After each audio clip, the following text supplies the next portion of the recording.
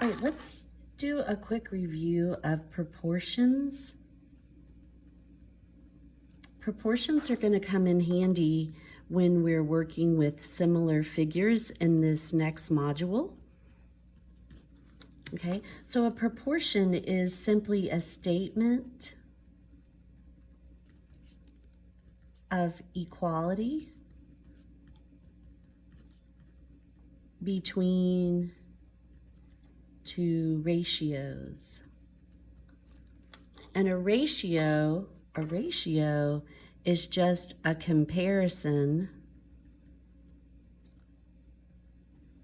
of two values. Okay, so we write ratios. Ratios can be written as A to B. So maybe a boy to girl ratio in the class. There are 12 girls and 5 boys, 12 to 5. A to B, we can write it with a semicolon, A to B, and then we can simply write it as a fraction. Most of the time, as we're working problems in geometry, it's probably going to be written as a fraction. All right, so some really simplistic examples of proportions. First of all, if I have the fraction 3/12, which is a ratio, I'm comparing 3 to 12, I can set it equal to, so it's a statement of equality with the equal sign. This makes it a proportion.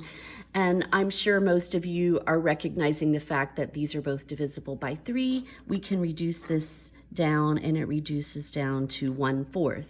Anytime you simplify a fraction, you're actually just writing a basic proportion, okay? So number 2, suppose we had 15 over 36. That is equal to, these are both divisible by 3, so 5 over 12, and so on, okay? Let's do one more, just like this, just simple. If I have the fraction 1/7, what is that equal to? Well, in this case, I can't reduce it, but I could multiply, as you know, the numerator and denominator by the same value and create an equivalent fraction and still be writing a proportion, a statement of equality. Let's multiply these both by 9, just some random number. 1 times 9 is 9, 7 times 9 is 63. Okay, so here's what I want you to know about proportions. When you have a statement of equality between two values, it turns out that if you multiply those two numbers and those two numbers on the diagonal, the cross products are equal to one another. So on this diagonal, A times D is equal to B times C. That's basically the premise behind proportional reasoning. Let's just test that out. What do you get if you multiply 3 times 4? That's 12. 12 times 1 is 12. These, of course, are a little larger. So when we multiply 12 times 15, we get 180. And when we multiply 36 times 5, we get 180. 7 times 9 is 63. 63 times 1 is 63, okay? So it's that, that relationship, that fact is going to help us solve algebraic proportions. So when we move on to the algebraic proportions, we'll have variables. Okay, so what about 3...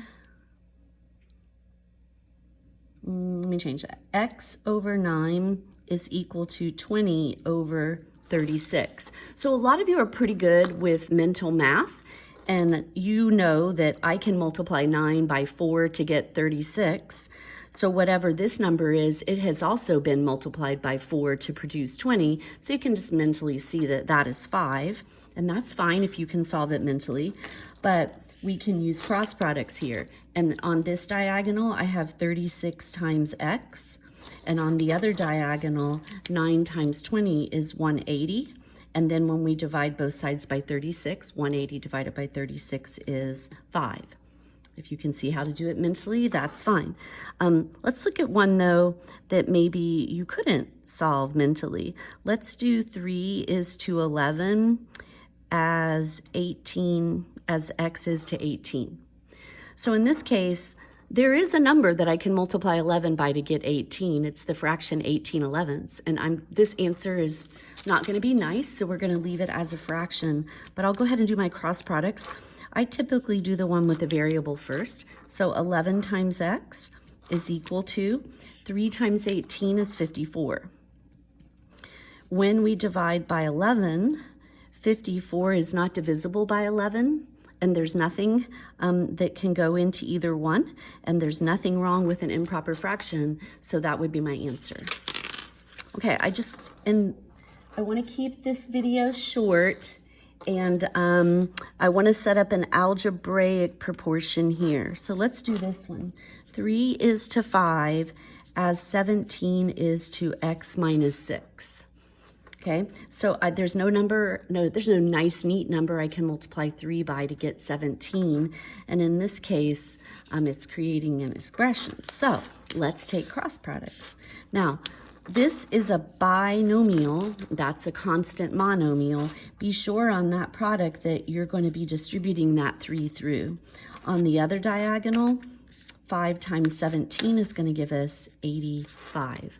So distribute through, 3x minus 18 equals 85. Add 18 to both sides.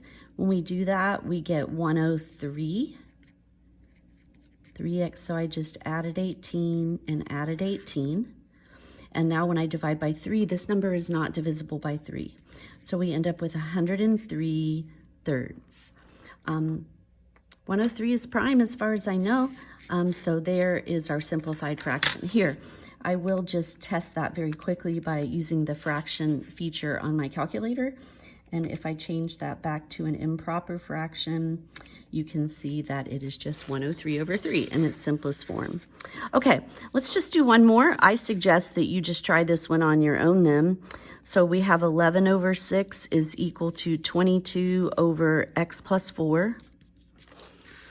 If you like mental math, you might be able to do this one, because if we double 11, we get 22.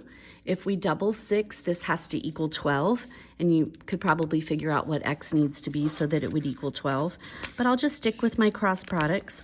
And so we have 11 times x plus 4 is equal to 6 times 22 is 132. Go ahead and distribute 11x plus 44.